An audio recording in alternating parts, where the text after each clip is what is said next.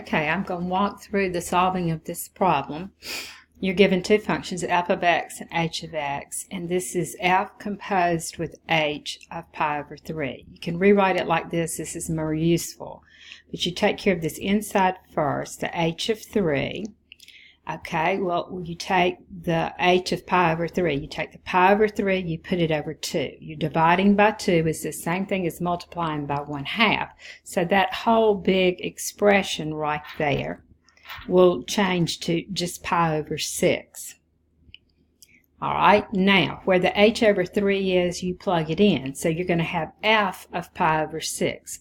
Then you have to go determine what the f function is. The f function is cosine. Cosine of pi over 6 or cosine of 30.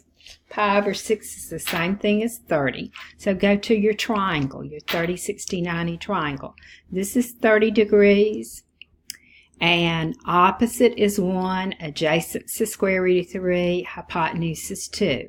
Apply the cosine. Cosine, by definition, was adjacent over hypotenuse. COA.